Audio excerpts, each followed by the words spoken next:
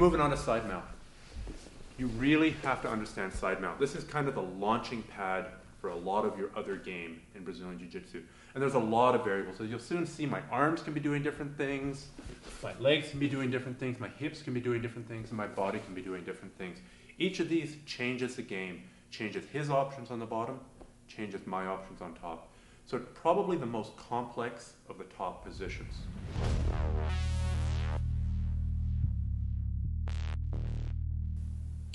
Basically, I'm at 90 degrees to his body, but you'll see that isn't always true. My arms can be in one of four positions. They can both be over. See, my armpit's on his face, and my hand is in the underhook. My hand can be around his head and in the underhook. This is probably the most common.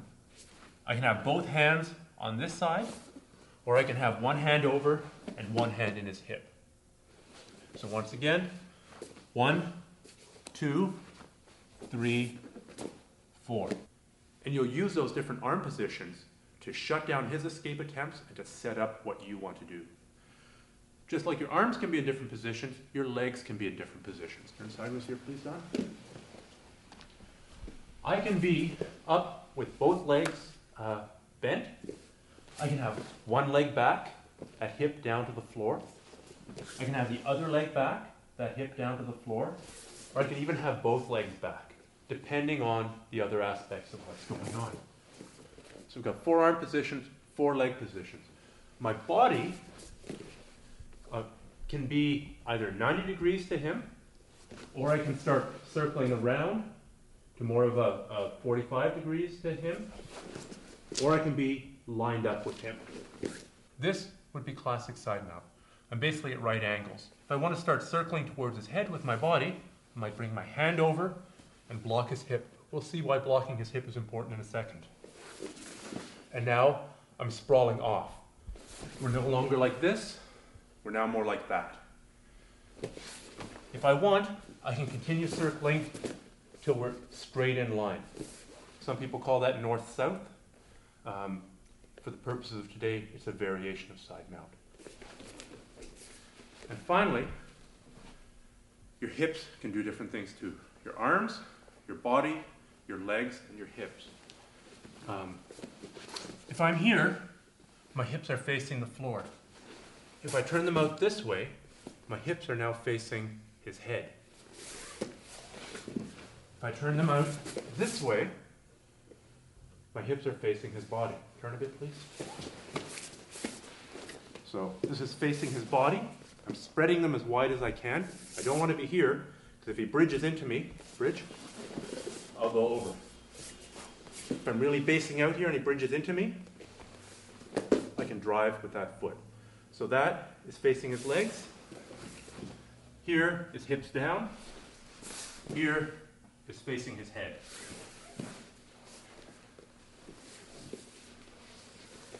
Learn those variations, at least become familiar with them, and it'll make side mount make a lot more sense to you.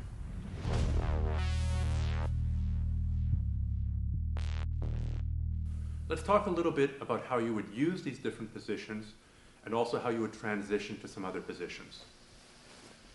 Anytime I'm in side mount against a Brazilian Jiu-Jitsu guy, one of his main things is going to be put me into guard or put me into half guard. Go ahead, please, Don. See? He's begun to entangle my leg. I'm no longer in a dominant position. Now he has sweeps and attacks, and it's made my life more difficult. So here's a principle. Straighten your legs, please. Anytime I'm in side mount, I need to have something blocking this hip. That can be my hand. If it's not my hand, it can be my knee. And if I can't block it, then I have to run away from it. Let me show you what I mean. We're here. He's, right now my knee is up tight against his hip. We're here and here. I'm squeezing in with my elbow a little bit and I'm bringing my knee up. If he starts moving his hips away, and for some reason I can't follow him, straighten your leg please. Right now there's about 6 inches or 8 inches of separation. That's more than enough for him to get me back into guard. I take my hand and I jam it down here. Either block the hip here with my hand or with my fist. Put me in guard. He can't. So that's one principle. Either use my knee or my hand to to block this hip. Let's say I can't, or I don't want to. Go again, please. So he creates a bit of room. He starts getting in that half guard as I switch my hips. Essentially, I'm running my top leg away from him. It was here. I switch it here. Now that shuts down that escape. The other option is I circle my body away from him. As he starts going, I move my legs towards his head, and I keep my hips flat down. Other options from side mount include coming up to knee mount. You use this a lot if he's super defensive, if he's protecting his neck, he's not giving you his neck, he's not giving you his arm, he's not even trying to escape, so you can't attack in the transition. I might block across his hips with my forearm here, block across his neck, or grab his gi here, and pop up. Now I can start using the knee mount, which we'll discuss in the next section, to put a lot of pressure onto him. From knee mount I can go to other things. Another very common transition that you should learn is we're here, under the head, under the arm, I switch. I come over the head, and I block the hip, and I back step. We're here. I try and circle as far as I can towards his head. And then I swing my bottom leg over. We're here. I circle away, I back step, legs are wide, and I swing up to mount. And I stabilize mount position. You see that transition again and again in Brazilian Jiu-Jitsu.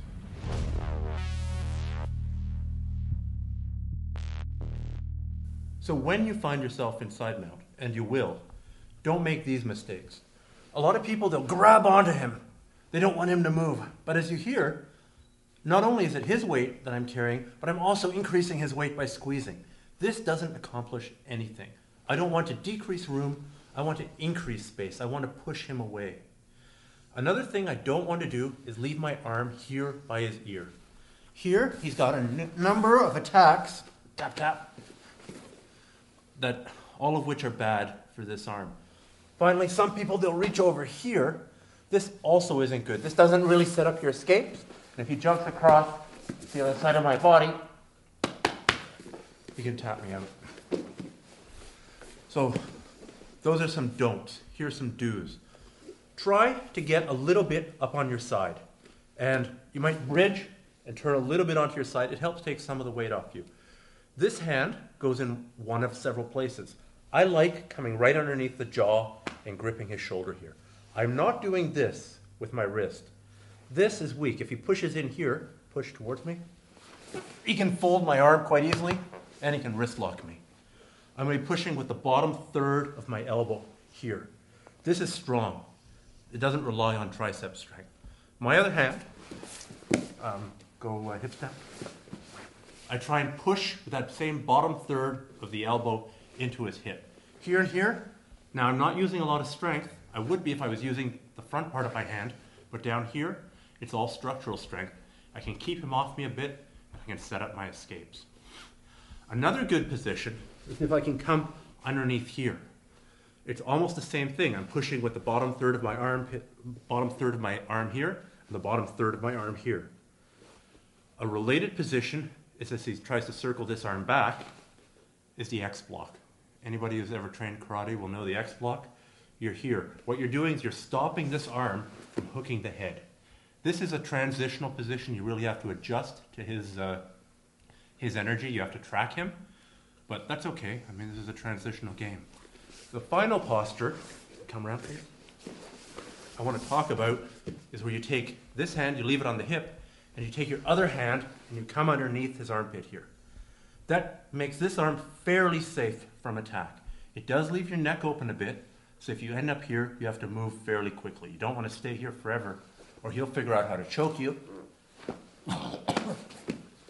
But if I'm here, I can usually escape, and we'll show you that in the next section.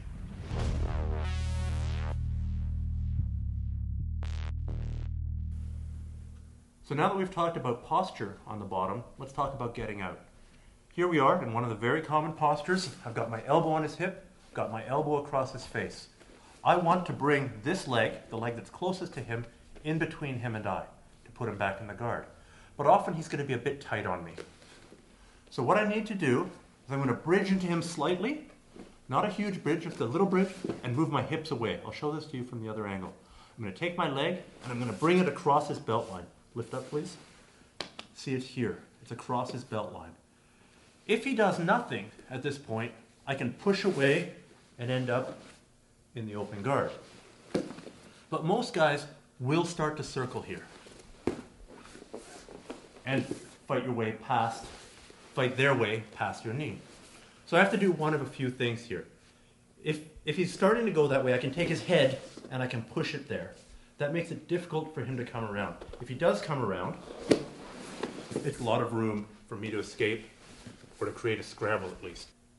Another option, when I've got this knee across his belly and he's starting to go this way, is to bring my other foot in and step over his calf. Now, when he circles, so he takes me with him. This gives me the time to square up and put him in the open guard. And another option, when we're here, if I can't quite hook here, sometimes I can hook underneath. Again, if he circles to his left and my right, he takes me with him. That gives me the time to square up. So if he starts to circle out on you, push the head, step over the leg, or hook with the instep. Let's just show that from a different angle. We're here. I'm making posture. I bridge into him a bit. I move my hips away. I bring my bottom leg in. Ideally, I just square up to him. If I can't, he starts to circle. I take his head and I push it that way. Drive into me. That should give me enough time to catch up and put him back into guard. The other two options I showed were here and here. I bridge up, I bring my knee in. I either try and hook on top or on bottom. If I hook on bottom and he circles, he takes me with him. And I can spin. If I hook over top here, circle please so we can see. He also takes me with him. So those are some pretty high percentage escapes from side mount. So I mentioned the arm underhooking posture. And I said you shouldn't hang out here for too long, but that it is an effective posture. And that's true. From here, your main option is to lift your feet up slightly and then do a giant bridge. And as you do the bridge, you're also going to chuck your arm up. You're doing this motion. That's going to accomplish one or both of two things. It's either going to move my body down or move his body up. It depends on whether I'm lighter than him, in which case I'll mainly move down, or if he's lighter than me or I'm really strong, he's mainly going to move up. So we're here. I'm turning onto my side. From here, I take that hand and I'm going to grab that single leg. We're here. Now, he'll probably come back and cover my body here. Come back over top. And from here, it's a whole nother battle. But at least you've gotten off your back and onto your knees, and you've got something that you can work with. You can start working your wrestling takedowns. So from another angle, we're here. I've got the underhook, a big bridge, and I turn on my side. I've got the leg, and I drive. The simplest thing you can probably do, come on the side here, capture the far knee, and try and pull his knees together. If he squares up to you, the simplest thing you can probably do, turn a bit more please, is grab his foot, pull it up between his legs, keeping one hand around his leg, reaching and grabbing his foot and pulling it up. One more escape, it's a little bit similar but different, is like this. I come under here, but I don't think that I can bridge. What I'm going to do is I'm going to take this hand and I'm going to grab his belt. I'm going to take that hand and also grab his belt. So I've got his belt on both sides. Now instead of bridging heavily into him, I'm going to do a little bridge and I'm going to take my bottom leg and step it out. I'm going here. And now I come up and I'm going to be grabbing his hips. Probably he'll drive into me. and I can sit back. In this case, I've sat back to one of my favorite guards, the butterfly guard, but you could just as easily sit back to closed guard as well. The key to this movement is to escape your head. You're going to grab his hip, and you're going to scissor your legs. We're here, I grab his hip with the underhook, and I'm going to scissor my legs, but I need to escape my head underneath his arm. If he keeps on pushing my face with his shoulder, I can't do it. So come here again, please. We're here, I grab his belt, grab my head. I need to tuck my head and escape down this way. From here, I scissor my legs, I walk this leg away, and we're here. I keep a grip on his hips. If he doesn't drive in, I can just come back here. We're neutral. If he does drive in, keep the belt, sit back to your preferred type of guard.